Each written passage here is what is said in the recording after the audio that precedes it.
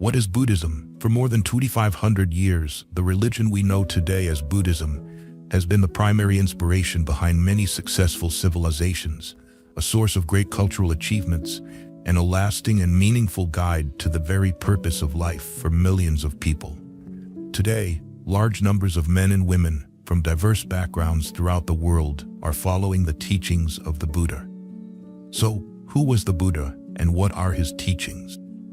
The Buddha, the man who was to become the Buddha, was born Siddhartha Gautama around 2,600 years ago as a prince of a small territory near what is now the Indian-Nepalese border.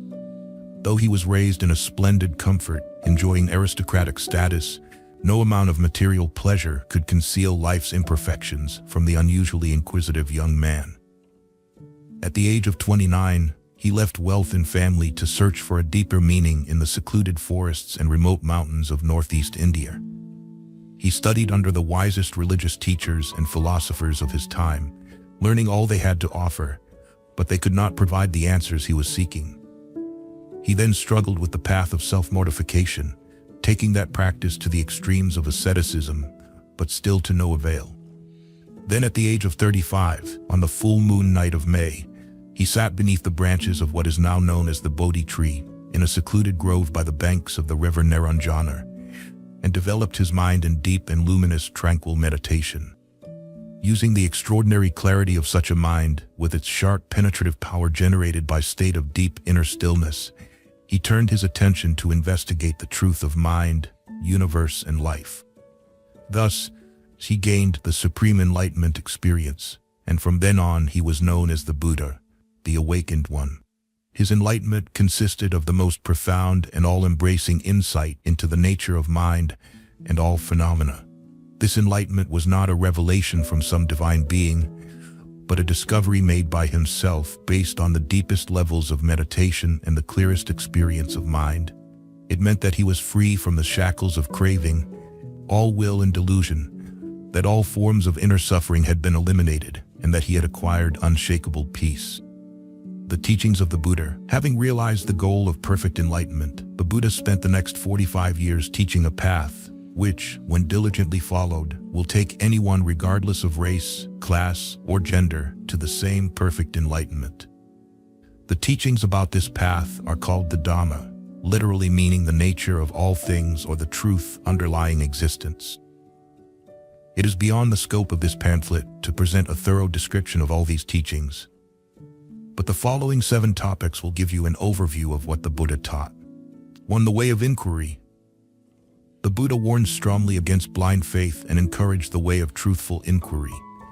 He pointed out the danger in fashioning one's beliefs merely on the following grounds: hearsay, tradition, because many others say it is so, the authority of ancient scriptures, the word of the supernatural being, or out of trust in one's teachers, elders, or priests. Instead, one maintains an open mind and thoroughly investigates one's own experience of life. When one sees for oneself that a particular view agrees with both experience and reason and lead to the happiness of one and all, then one should accept that view and live up to it. This principle, of course, also applies to the Buddha's own teachings.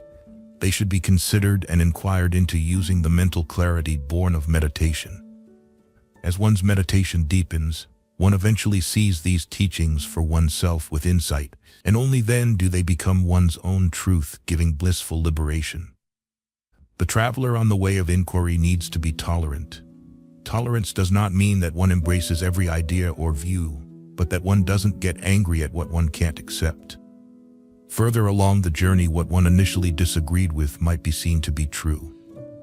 So in the spirit of tolerant inquiry, here are some of the Buddha's basic teachings. 2. The Four Noble Truths.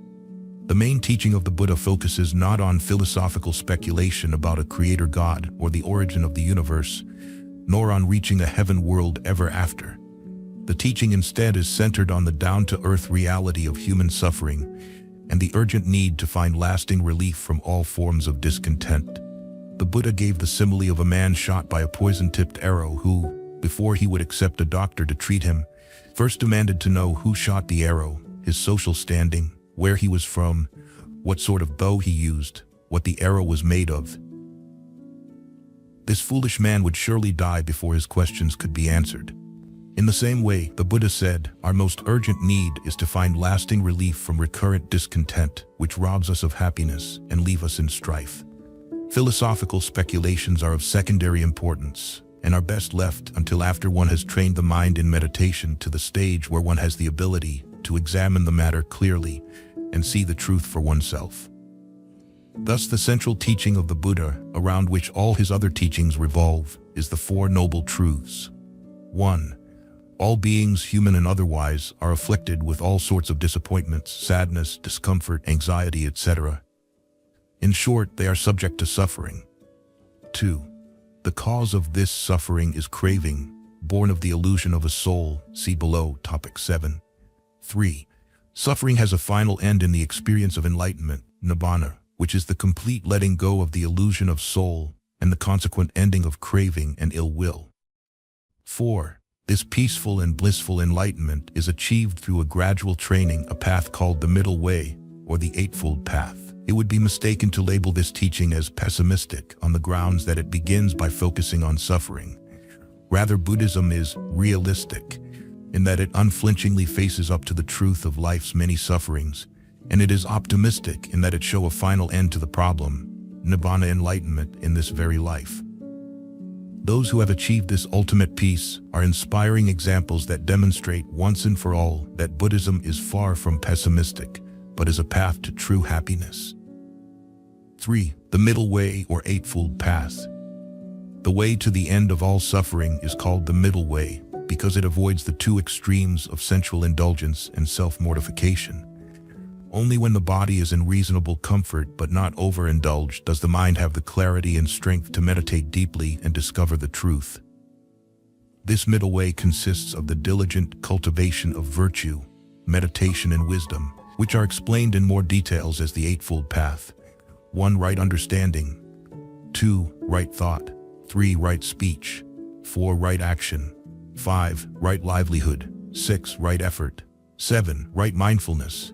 8. Right concentration, right in the sense of being conducive to happiness and enlightenment. Right speech, action and livelihood constitute the training in virtue or morality.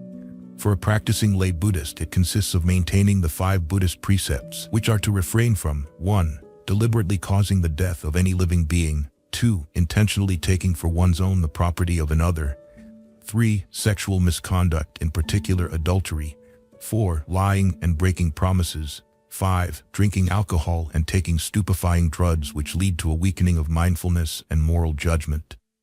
Right effort, mindfulness and concentration refer to the practice of meditation, which purifies the mind through the experience of blissful states of inner stillness and empowers the mind to penetrate the meaning of life through profound moments of insight.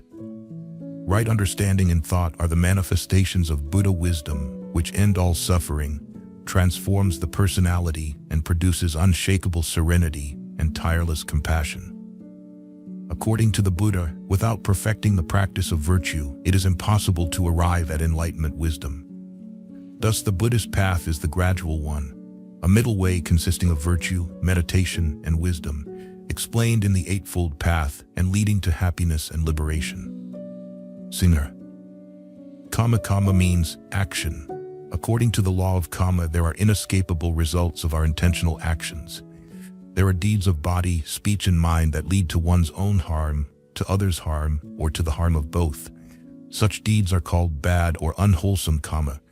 They are motivated by craving, ill will, or delusion, and because they bring painful results, they should not be done. There are also deeds of body, speech, and mind that lead to one's own well-being of others, or to the well-being of both. Such deeds are called good or wholesome karma. They are motivated by generosity, compassion, or wisdom, and because they bring pleasant results, they should be done as often as possible. Much of what one experiences is the result of one's own previous karma. Thus, when misfortune occurs, instead of blaming someone else, one can look for faults in one's own past conduct. If fault is found, the experience of its consequences will make one more careful in the future. When happiness occurs, instead of taking it for granted, one can look for the past good karma that caused it. If one finds such a cause, the experience of its pleasant results will encourage more good karma in the future. The Buddha pointed out that no being whatsoever, divine or otherwise, has the power to stop the consequences of good and bad karma. The fact that one reaps just what one sows gives the Buddhist a powerful incentive to avoid all forms of bad karma and do as much good karma as possible. Though one cannot escape the results of bad karma, one can lessen their severity.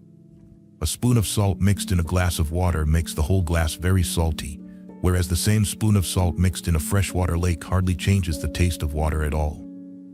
Similarly, the results of bad karma in a person habitually doing only a small amount of good karma is painful indeed, whereas the result of the same bad karma in a person habitually doing a great deal of good karma is only felt mildly. This natural law of karma thus becomes the force behind and the reason for the Buddhist practice of morality and compassion in our society. 5. Rebirth. The Buddha clearly remembered many of his past lives. Even today, many Buddhist monks and nuns, and others also, remember their past lives. Such a strong memory is a result of deep meditation. For those who remember their past lives, rebirth becomes an established fact, which puts this life in a meaningful perspective. The law of karma can only be understood in the framework of many lifetimes because it sometimes takes this long for karma to bear its fruit. Thus, karma and rebirth offer a plausible explanation to the obvious inequalities of birth, why some are born in great wealth whereas others are born into pathetic poverty, why some children enter this world healthy and full-limbed, whereas others enter it deformed and diseased. The painful results of bad karma should not be regarded as punishment for evil deeds, but as lesson from which to learn. For example, how much better to learn about the need for generosity than to be reborn among the poor. Rebirth takes place not only within the human realm. The Buddha pointed out the realm of human beings is but one among many. There are many separate heavenly realms and grim lower realms too, including the realms of animals and the realm of ghosts. Not only can we go to any of these realms in our next life, but we may have come from any of these realms into our present life. This explains a common objection against rebirth.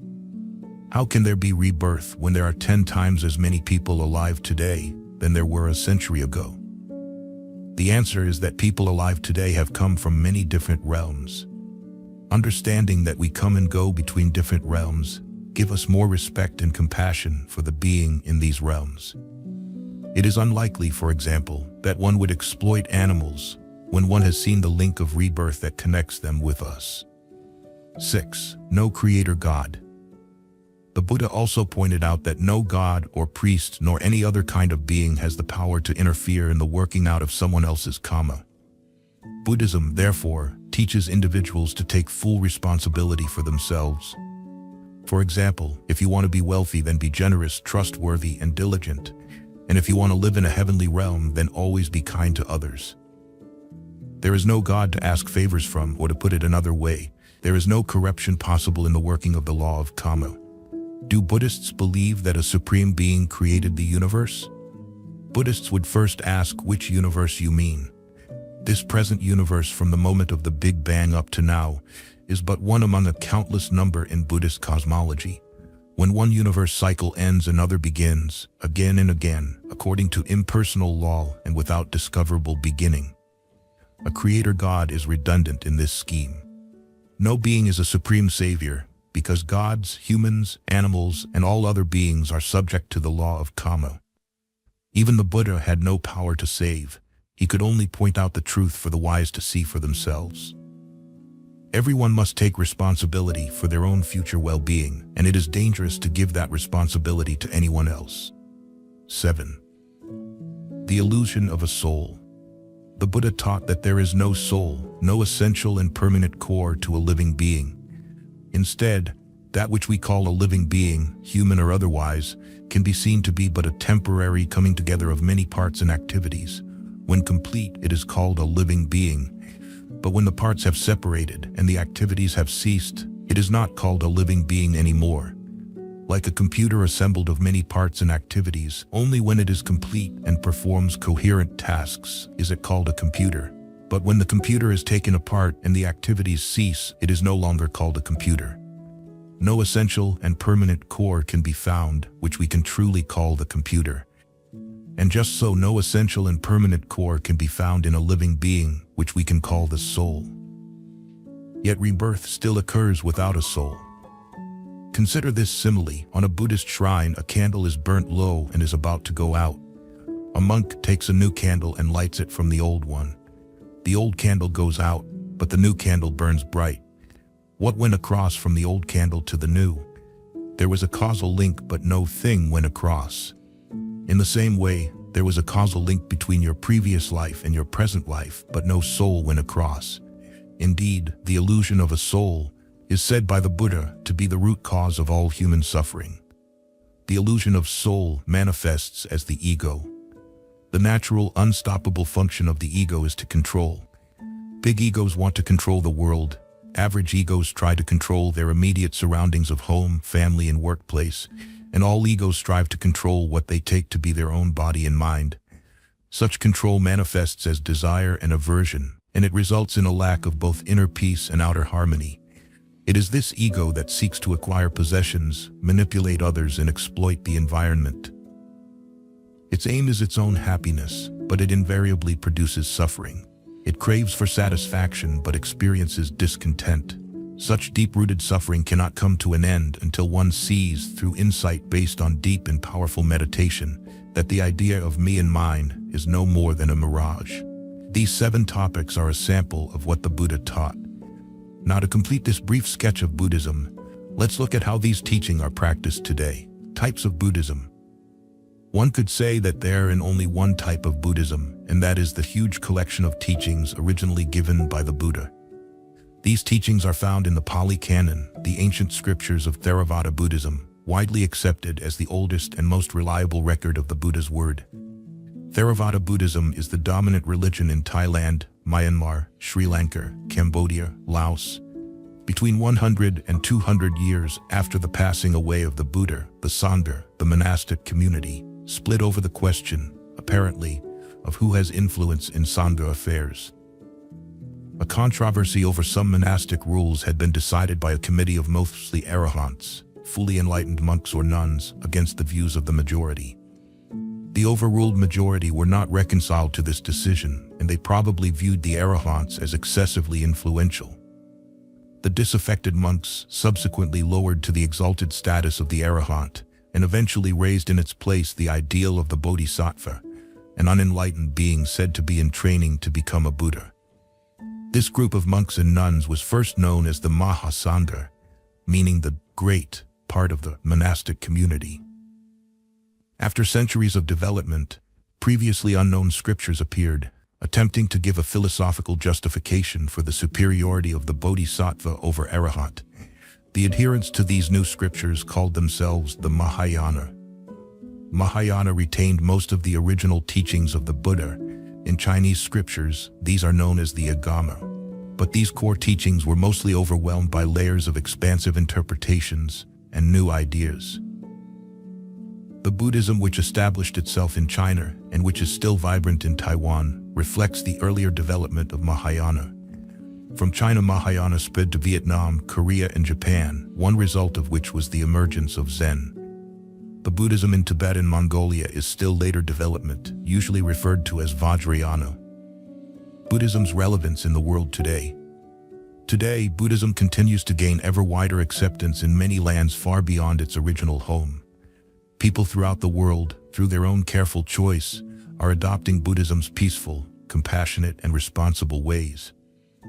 The Buddhist teaching of the law of karma offers people a just, incorruptible foundation and reason for living a moral life. It is easy to see how a wider embracing of the law of karma would lead any country towards a stronger, more caring and virtuous society. The teaching of rebirth places this present short lifetime of ours in a broader perspective, giving more meaning to the vital events of birth and death.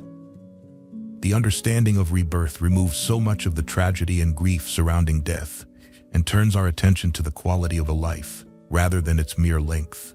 From the very beginning, the practice of meditation has been at the very heart of Buddhist way. Today, meditation grows increasingly popular as its proven benefits to both mental and physical well-being are becoming more widely known. When stress is shown to be such a major cause of human suffering, the quieting practice of meditation becomes ever more valued. Today's world is too small and vulnerable for us to live angrily and alone. And thus tolerance, love and compassion are so very important. These qualities of mind, essential for happiness, are formally developed in Buddhist meditation and then diligently put into practice in everyday life. Forgiveness, gentleness, harmlessness, and peaceful compassion are the well-known trademarks of Buddhism, and they are given freely and broadly to all beings, including animals, of course, and also, most importantly, to oneself. There is no place for dwelling in guilt or self-hatred in Buddhism, not even a place for feeling guilty about feeling guilty. Teaching and practices such as these are what bring about qualities of gentle kindness, unshakable serenity, and wisdom, identified with the Buddhist religion for over 25 centuries and sorely needed in today's world. In all its long history, no war has ever been fought in the name of Buddhism. It is this peace and tolerance, growing out of a profound yet reasonable philosophy, that makes the Buddha's message timeless and always vitally relevant. Dangers in anger and benefits in patience. Monks, there are these 5 dangers in impatience. What 5? 1 is displeasing and disagreeable to many people. 1 has an abundance of enmity. 1 has an abundance of faults. 1 dies confused. With the breakup of the body, after death, 1 is reborn in the plane of misery, in a bad destination, in the lower world, in hell. These are the 5 dangers in impatience. Monks, there are these 5 benefits in patience. What 5? 1 is pleasing and agreeable to many people. 1 does not have an abundance of enmity. 1 does not have an abundance of faults. 1 dies unconfused. With the breakup of the body after death, 1 is reborn in a good destination, in a heavenly world. These are the 5 benefits in patience. Monks, there are these 5 dangers in impatience. What 5? 1 is displeasing and disagreeable to many people. 1 is violent. 1 is remorseful. 1 dies confused. With the breakup of the body after death, 1 is reborn in the plane of misery, in a bad destination, in the lower world, in hell. These are the 5 dangers in impatience. Monks, there are these 5 benefits in patience. What 5? 1 is pleasing and agreeable to many people. 1 is not violent. 1 is without remorse. 1 dies unconfused. With the breakup of the body after death, 1 is reborn in a good destination, in a heavenly world. These are the 5 benefits in patience. Monks, there are these 7 things that are gratifying and advantageous to an enemy that come upon an angry man or woman. What 7? Here, monks, an enemy wishes for an enemy. May he be ugly. For what reason? An enemy does not delight in the beauty of an enemy. When an angry person is overcome and oppressed by anger, though he may be well-bathed, well-anointed, with trimmed hair and beard, dressed in white clothes, still he is ugly. This is the first thing gratifying and advantageous to an enemy that comes upon an angry man or woman. Again, an enemy wishes for an enemy. May he sleep badly. For what reason? An enemy does not delight when an enemy sleeps well. When an angry person is overcome and oppressed by anger, though he may sleep on a couch spread with rugs, blankets, and covers, with an excellent covering of antelope hide, with a canopy and red bolsters at both ends, still he sleeps badly. This is the second thing gratifying and advantageous to an enemy that comes upon an angry man or woman. Again, an enemy wishes for an enemy. May he not succeed. For what reason? An enemy does not delight in the success of an enemy. When an angry person is overcome and oppressed by anger, if he gets what is harmful, he thinks, I have gotten what is beneficial. And if he gets what is beneficial, he thinks, I have gotten what is harmful. When overcome by anger, he gets these things which are diametrically opposed. They lead to his harm and suffering for a long time. This is the third thing gratifying and advantageous to an enemy that comes upon an angry man or woman. Again, an enemy wishes for an enemy. May he not be wealthy. For what reason? An enemy does not delight in the wealth of an enemy. When an angry person is overcome and oppressed by anger, kings appropriate for the royal treasury any wealth he has acquired by energetic striving, amassed by the strength of his arms, earned by the sweat of his brow, righteous wealth righteously gained. This is the fourth thing gratifying and advantageous to an enemy that comes upon an angry man or woman. Again, an enemy wishes for an enemy. May he not be famous. For what reason? An enemy does not delight in the fame of an enemy. When an angry person is overcome and oppressed by anger, he loses whatever fame he had acquired through heedfulness. This is the fifth thing gratifying and advantageous to an enemy that comes upon an angry man or woman. Again, an enemy wishes for an enemy. May he have no friends. For what reason? An enemy does not delight in an enemy having friends. When an angry person is overcome and oppressed by anger, his friends and companions, relatives and family members avoid him from afar. This is the sixth thing gratifying and advantageous to an enemy that comes upon an angry man or woman.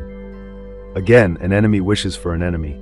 With the breakup of the body, after death, may he be reborn in the plane of misery, in a bad destination, in the lower world in hell. For what reason? An enemy does not delight in an enemy's going to a good destination. When an angry person is overcome and oppressed by anger, he engages in misconduct by body, speech, and mind. As a consequence, still overcome by anger, with the breakup of the body, after death he is reborn in the plane of misery, in a bad destination, in the lower world, in hell. This is the seventh thing gratifying and advantageous to an enemy that comes upon an angry man or woman. These are the 7 things gratifying and advantageous to an enemy that come upon an angry man or woman. Being spurned by others. What kind of person is to be looked upon with equanimity, not to be associated with, followed, and served? Here, some person is prone to anger and easily exasperated. Even if he is criticized slightly, he loses his temper and becomes irritated, hostile, and stubborn. He displays irritation, hatred, and bitterness. Just as a festering sore, if struck by a stick or a shard, will discharge even more matter, so too. Just as a firebrand of the tinduka tree, if struck by a stick or shard, will sizzle and crackle even more, so too. Just as a pit of feces, if struck by a stick or a shard, becomes even more foul-smelling, so too some person here is prone to anger and displays irritation, hatred, and bitterness. Such a person is to be looked upon with equanimity, not to be associated with, followed, and served. For what reason? With the thought, he might insult me, revile me, and do me harm. Therefore such a person is to be looked upon with equanimity, not to be associated with, followed, and served. 10 ways to eliminate resentment. Monks, there are these 10 ways of removing resentment. What 10? 1. Thinking. They acted for my harm, but what can be done about it? 1 removes resentment. 2. Thinking. They are acting for my harm, but what can be done about it? 1 removes resentment. 3. Thinking. They will act for my harm, but what can be done about it? 1 removes resentment. 4. Thinking. They acted. They are acting. 6.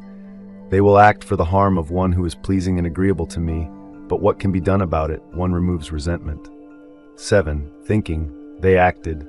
8. They are acting. They will act for the benefit of one who is displeasing and disagreeable to me, but what can be done about it? 1 removes resentment. 10. And one does not become angry without a reason. These, monks, are the 10 ways of removing resentment. The Buddha teaches 5 ways. Monks, there are these 5 ways of removing resentment by which a monk should entirely remove resentment when it has arisen toward anyone. What 5? 1. One should develop loving kindness for the person one resents. In this way, one should remove the resentment toward that person. 2. One should develop compassion for the person one resents. In this way, one should remove the resentment toward that person. 3. One should develop equanimity toward the person one resents. In this way, one should remove the resentment toward that person. 4. One should disregard the person one resents and pay no attention to him. In this way, one should remove the resentment toward that person. 5. One should apply the idea of the ownership of karma to the person one resents. Thus, this venerable one is the owner of his karma, the heir of his karma. He has karma as his origin, karma as his relative, karma as his resort. He will be the heir of any karma he does, good or bad. In this way, one should remove the resentment toward that person. These are the 5 ways of removing resentment by which a monk should entirely remove resentment when it has arisen toward anyone. The Venerable Sariputta addressed the monks. Friends, there are these 5 ways of removing resentment by which a monk should entirely remove resentment when it has arisen toward anyone. What 5? 1. Here, a person's bodily behavior is impure, but his verbal behavior is pure. One should remove resentment toward such a person. 2. A person's verbal behavior is impure, but his bodily behavior is pure. One should also remove resentment toward such a person. A person's bodily behavior and verbal behavior are impure, but from time to time he gains an opening of the mind, placidity of mind. One should also remove resentment toward such a person. 4. A person's bodily behavior and verbal behavior are impure, and he does not gain an opening of the mind, placidity of mind, from time to time. One should also remove resentment toward such a person. A person's bodily behavior and verbal behavior are pure, and from time to time he gains an opening of the mind, placidity of mind. One should also remove resentment toward such a person. How, friends, should resentment be removed toward the person whose bodily behavior is impure, but whose verbal behavior is pure? Suppose a rag-robed monk sees a rag by the roadside. He would press it down with his left foot, spread it out with his right foot, tear off an intact section, and take it away with him. So too, when a person's bodily behavior is impure but his verbal behavior is pure, on that occasion, one should not attend to the impurity of his bodily behavior, but should instead attend to the purity of his verbal behavior. In this way, resentment toward that person should be removed. How, friends, should resentment be removed toward the person whose verbal behavior is impure, but whose bodily behavior is pure? Suppose there was a pond covered with algae and water plants. A man might arrive, afflicted and oppressed by the heat, weary, thirsty, and parched. He would plunge into the pond, sweep away the algae and water plants with his hands, drink from his cupped hands, and then leave.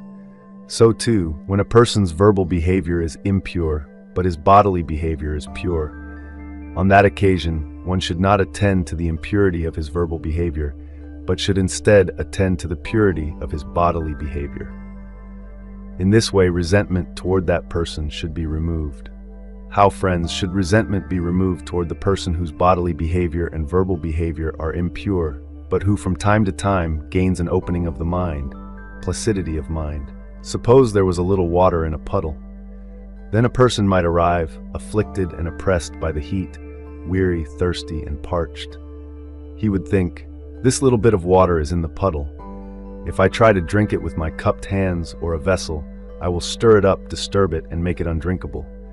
Let me get down on all fours, suck it up like a cow, and depart." He then gets down on all fours, sucks the water up like a cow, and departs. So too, when a person's bodily behavior and verbal behavior are impure, but from time to time he gains an opening of the mind, placidity of mind, on that occasion one should not attend to the impurity of his bodily and verbal behavior, but should instead attend to the opening of the mind, the placidity of mind, he gains from time to time. In this way, resentment toward that person should be removed. How, friends, should resentment be removed toward the person whose bodily and verbal behavior are impure, and who does not gain an opening of the mind, placidity of mind, from time to time? Suppose a sick, afflicted, gravely ill person was traveling along a highway, and the last village behind him and the next village ahead of him were both far away. He would not obtain suitable food and medicine or a qualified attendant. He would not get to meet the leader of the village district. Another man traveling along the highway might see him and arouse sheer compassion, sympathy, and tender concern for him, thinking, "Oh, may this man obtain suitable food, suitable medicine, and a qualified attendant. May he get to meet the leader of the village district." For what reason? So that this man does not encounter calamity and disaster right here. So too, when a person's bodily and verbal behavior are impure, and he does not gain from time to time an opening of the mind, placidity of mind, on that occasion one should arouse sheer compassion, sympathy, and tender concern for him, thinking, "Oh, may this venerable one abandon bodily misbehavior and develop good bodily behavior. May he abandon verbal misbehavior and develop good verbal behavior. May he abandon mental misbehavior and develop good mental behavior." For what reason? So that, with the breakup of the body, after death, he will not be reborn in the plane of misery, in a bad destination, in the lower world, in hell. In this way, resentment toward that person should be removed. How, friends, should resentment be removed toward the person whose bodily and verbal behavior are pure, and who from time to time gains an opening of the mind, placidity of mind? Suppose there was a pond with clear, sweet, cool water, clean, with smooth banks, a delightful place shaded by various trees. Then a man might arrive, afflicted and oppressed by the heat, weary, thirsty, and parched. Having plunged into the pond, he would bathe and drink, and then, after coming out, he would sit or lie down in the shade of a tree right there. So too, when a person's bodily and verbal behavior are pure, and from time to time he gains an opening of the mind, placidity of mind, on that occasion one should attend to his pure bodily behavior, to his pure verbal behavior, and to the opening of the mind, the placidity of mind, that he gains from time to time. In this way, resentment toward that person should be removed. Friends, by means of a person who inspires confidence in every way, the mind gains confidence. These, friends, are the 5 ways of removing resentment by means of which a monk can entirely remove resentment toward whomever it has arisen. Patience under provocation. Being patient when criticized. Monks, there are these 5 courses of speech that others may use when they address you. Their speech may be timely or untimely, true or untrue, gentle or harsh, connected with good or with harm, spoken with a mind of loving kindness or with inner hate. When others address you, their speech may be timely or untimely. When others address you, their speech may be true or untrue. When others address you, their speech may be gentle or harsh. When others address you, their speech may be connected with good or with harm. When others address you, their speech may be spoken with a mind of loving kindness or with inner hate. Herein, monks, you should train thus. Our minds will remain unaffected, and we shall utter no evil words. We shall abide compassionate for their welfare, with a mind of loving kindness, without inner hate. We shall abide pervading that person with a mind imbued with loving kindness, and starting with him, we shall abide pervading the all-encompassing world with a mind imbued with loving kindness, abundant, exalted, immeasurable, without hostility and without ill will. That is how you should train monks. Monks, suppose a man came with a hoe and a basket and said, "I shall make this great earth to be without earth." He would dig here and there, strew the soil here and there, spit here and there, and urinate here and there, saying, "Be without earth, be without earth." What do you think, monks? Could that man make this great earth to be without earth? No, Bhante. Why is that? Because this great earth is deep and immense. It is not easy to make it be without earth. Eventually, the man would reap only weariness and disappointment. So too, monks, there are these 5 courses of speech that others may use when they address you. Their speech may be timely or untimely. Herein, monks, you should train thus. Our minds will remain unaffected, and we shall utter no evil words. We shall abide compassionate for their welfare, with a mind of loving kindness, without inner hate. We shall abide pervading that person with a mind imbued with loving kindness, and starting with him, we shall abide pervading the all-encompassing world with a mind similar to the earth, abundant, exalted, immeasurable, without hostility and without ill will. That is how you should train monks.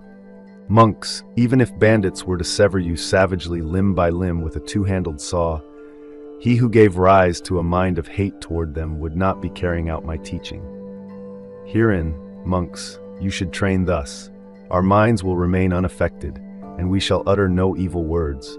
We shall abide compassionate for their welfare, with a mind of loving kindness, without inner hate. We shall abide pervading them with a mind imbued with loving kindness, and starting with them, we shall abide pervading the all-encompassing world with a mind imbued with loving kindness, abundant, exalted, immeasurable, without hostility and without ill will. Monks. Non-retaliation. The Venerable Sariputta told the monks, "So then, if others abuse, revile, scold, and harass a monk, he understands thus, this painful feeling born of ear contact has arisen in me. That is dependent, not independent. Dependent on what? Dependent on contact. Then he sees that contact is impermanent, that feeling is impermanent, that perception is impermanent, that volitional activities are impermanent, and that consciousness is impermanent.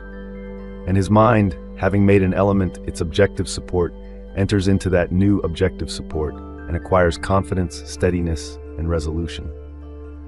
Now, if others attack that monk in ways that are unwished for, undesired, and disagreeable, by contact with fists, clods, sticks, or knives, he understands thus, this body is of such a nature that contact with fists, clods, sticks, and knives assail it.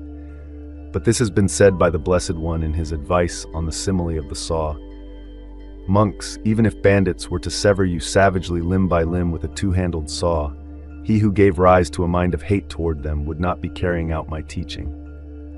So tireless energy shall be aroused in me and unremitting mindfulness established. My body shall be tranquil and untroubled, my mind concentrated and unified. And now let contact with fists, clods, sticks, and knives assail this body, for this is just how the Buddha's teaching is practiced. Patience over punishment. The Blessed One said this: once in the past, monks, the Devas and the Titans were arrayed for battle. Then Vepasiddhi, Lord of the Titans, addressed the Titans thus: Dear sirs, in the impending battle between the Devas and the Titans, if the Titans win and the Devas are defeated, bind Saka, Lord of the Devas, by his 4 limbs and neck, and bring him to me in the city of the Titans. And Saka, Lord of the Devas, addressed the Devas thus: Dear sirs, in the impending battle between the Devas and the Titans, if the Devas win and the Titans are defeated, bind Vepachidi, Lord of the Titans, by his 4 limbs and neck, and bring him to me in the Sudhama Assembly Hall. The Buddha rejects abuse. On one occasion, the Blessed One was dwelling at Rajagaha in the bamboo grove, the squirrel sanctuary. The Brahmin Akosaka Bharadvaja the abusive, heard, It is said that another Brahmin of the Bharadvaja clan has gone forth from the household life into homelessness under the ascetic Gautama. Angry and displeased, he approached the Blessed One and abused and reviled him with rude, harsh words.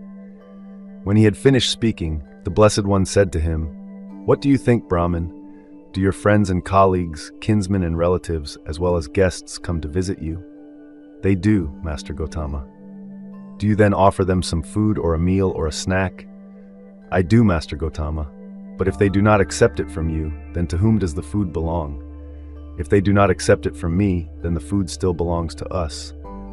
So too, Brahmin, I do not abuse anyone, do not scold anyone, do not rail against anyone. I refuse to accept from you the abuse and scolding and tirade you let loose at me. It still belongs to you, Brahmin. It still belongs to you, Brahmin. Brahmin, one who abuses his own abuser, who scolds the one who scolds him, who rails against the one who rails at him. He is said to partake of the meal, to enter upon an exchange. But I do not partake of your meal. I do not enter upon an exchange. It still belongs to you, Brahmin. It still belongs to you, Brahmin. Is the restart of the universe a sign foretold by the Buddha's ancient prophecy? Welcome back, everyone, to Mind Podcast. Today we return to a moment in ancient times where the story I am about to tell is not merely lines of text on a page, but a legend that has existed since the universe had yet to take the form of life. This is a tale not everyone has the chance to hear, for only those with refined souls can perceive the profound mystery hidden within every word, every breath of its existence. This story does not merely illustrate the origins of the universe, but serves as a key that unlocks the door to the infinite depths of life. It reveals the unseen yet powerful connections between us and this vast cosmos, a tale imbued with eternal truths and mysteries that can only be felt when the soul is still enough to grasp its wondrous essence.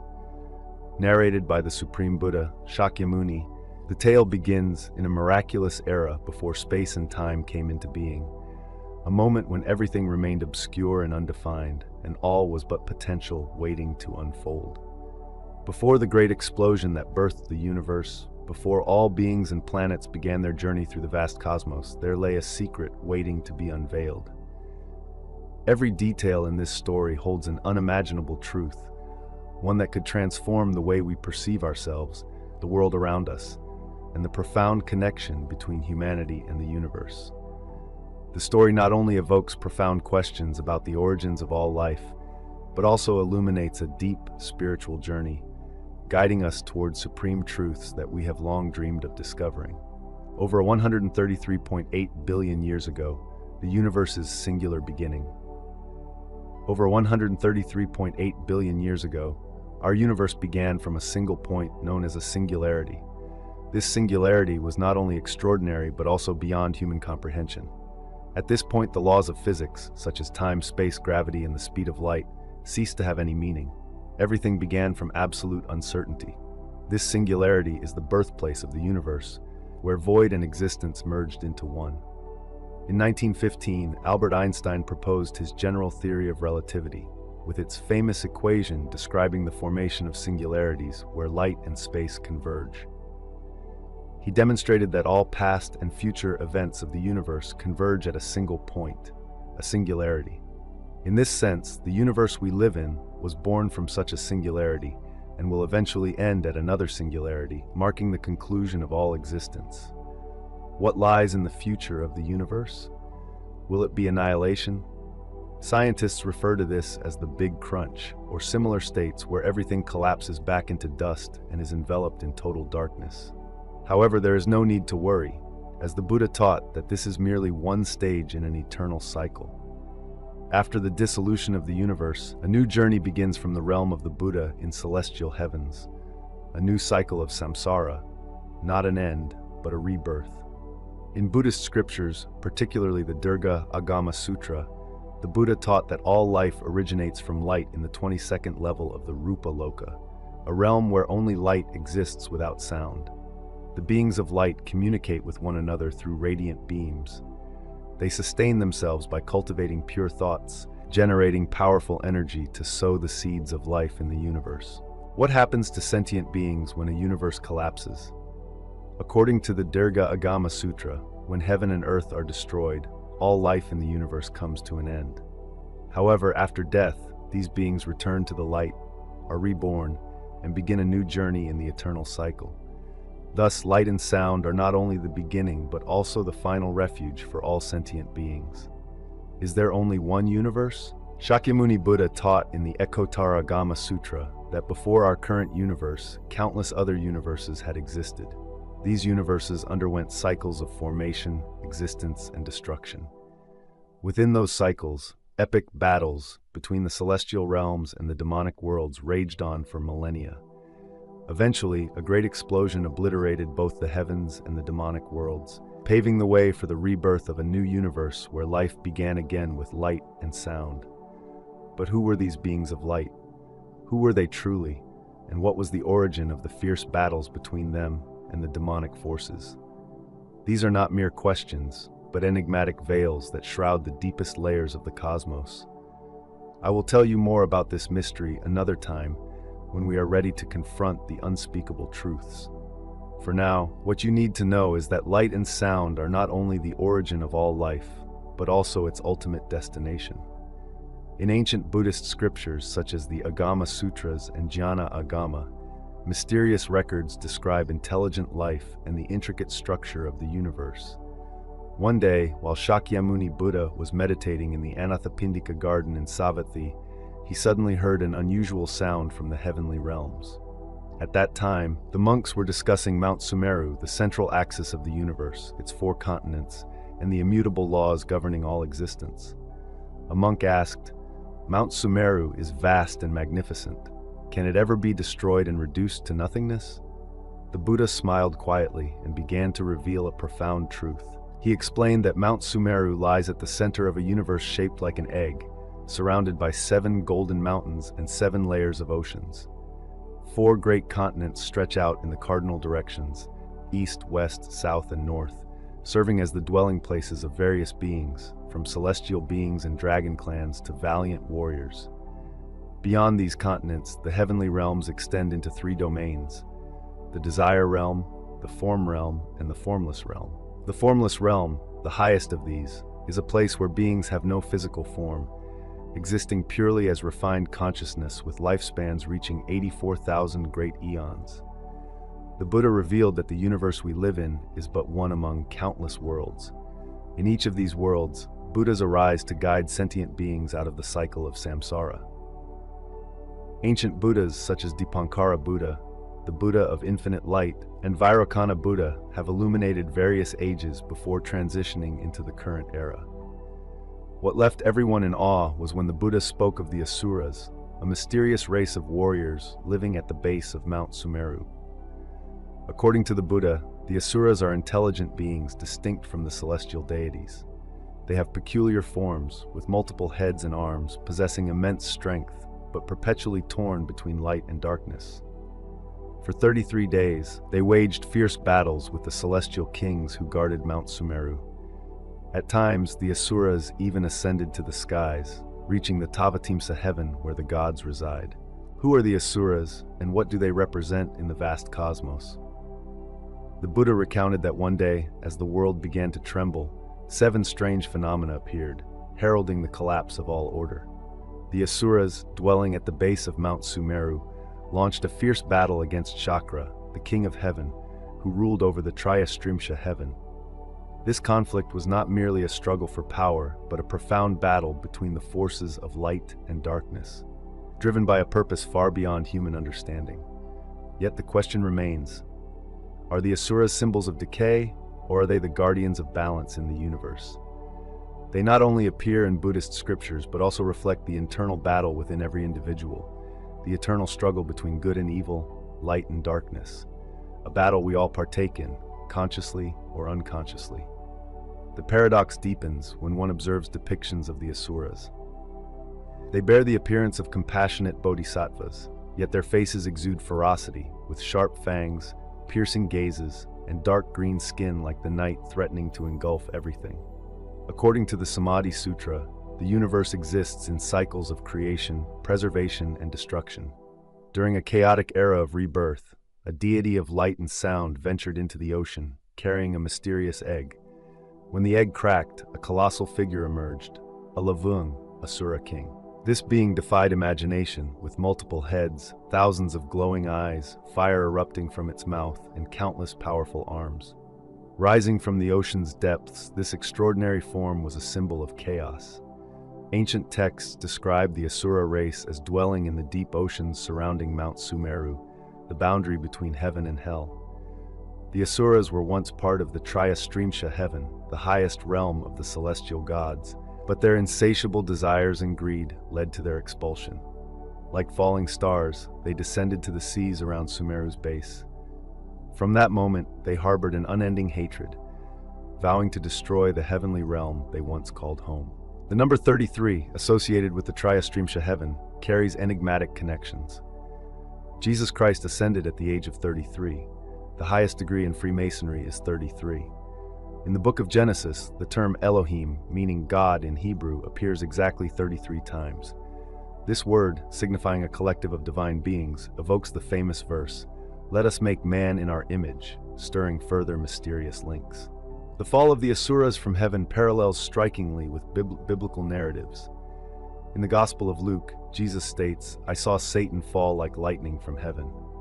This story echoes in Revelation, where a beast rises from the sea with 7 heads and 10 crowns, reminiscent of the Asura king in legend.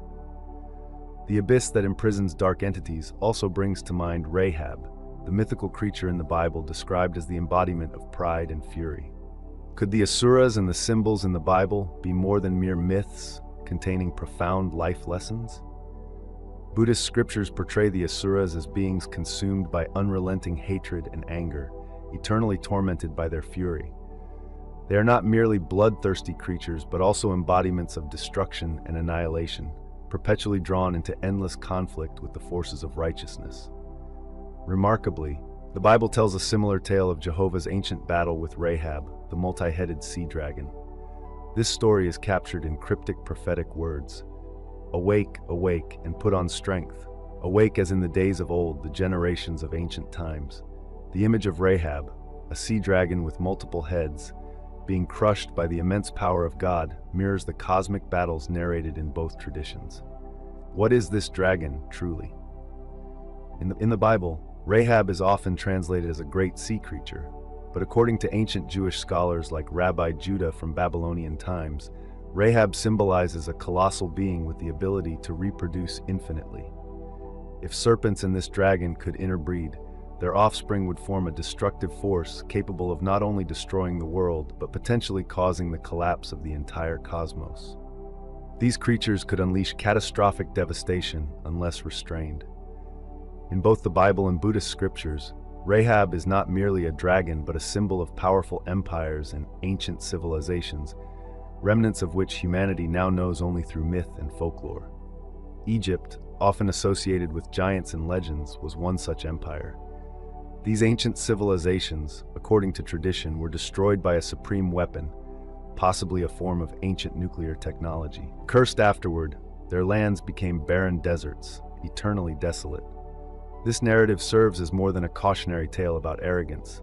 It is a stark reminder that even the greatest empires can crumble in an instant, leaving no trace behind. In Buddhist scriptures, we encounter a similarly haunting vision of cosmic destruction. When the sixth sun rises, all begins to melt. Mount Sumeru, the cosmic center, will ignite, leaving only ashes and smoke. The 3,000 great thousand worlds and all forms of existence will be obliterated, consumed by a fire that spares nothing in its path. This is not just the end of one world, but a cycle of eternal destruction and rebirth. When the seventh sun appears, the entire cosmos collapses. Flames from Mount Sumeru will spread everywhere, incinerating even the grand palaces of heaven. The final image of the universe will be one of ash, smoke, and indistinguishable ruin. Fire, smoke, and dust blending into an endless void of silence. From these stories, it is evident that both Buddhist and biblical texts convey a profound truth. Arrogance, anger, and insatiable desire inevitably lead to destruction.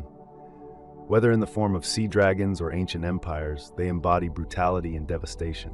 These battles are not confined to space and time, but reflect the eternal struggle between life and death, clarity and annihilation. In the endless flow of the universe, only peace, humility, and wisdom can save the world from such apocalyptic ruin. The cosmic realm of Brahma and the eternal cycle of the universe. In this mystical universe, the great Brahma meditates, where the presence of the divine is felt profoundly through the sacred energies emanating from every corner of existence. At the moment of the emperor's birth, he witnessed an extraordinary flame, a fire unlike any he had ever known. This flame carried infinite power, capable of incinerating all in its path. Fear surged within him, a fear unlike any other, for this fire did not merely threaten the physical body, but had the potential to destroy the very essence of humanity's world. However, ancient souls, those who had witnessed countless cosmic destructions and lived through infinite time, gathered around the newly crowned emperor to console him. They whispered gently, "Do not fear. This flame will never reach us. Do not worry, for it cannot penetrate the realm of forms." They explained that in the realm of Brahma, the fire was no longer part of the three-dimensional universe. This realm is a place where souls transcend all worldly desires, free from attachment to material forms, existing in subtle spiritual bodies. Life here is sustained through pure consciousness, and these souls act as observers, perceiving the vibrations of the universe from an ethereal plane. Much like the Watchers in the Book of Enoch, these observers witness the cycles of cosmic destruction and rebirth. After the collapse of Mount Sumeru, the Buddha foretold that all matter would dissolve into dust, fading into nothingness. All life and existence would cease, plunging the universe into darkness. The sun and moon would extinguish, leaving neither day nor night, marking the ultimate end of the universe. This moment signifies the direct entry into the pure land of bliss, where rebirth in a new universe begins. Life would restart from scratch. Christ explained that when this life ends, the fires of the universe will gradually extinguish, leaving behind an infinite void.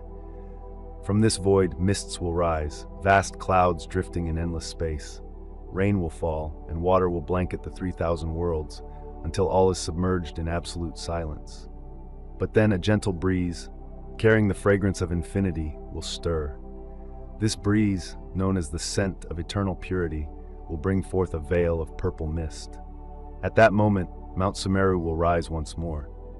If you look closely, you will see the wind spreading through countless peaks, brushing against them like a sweet nectar flowing through the cosmos, leaving behind a purity as delicate and profound as the essence of life itself.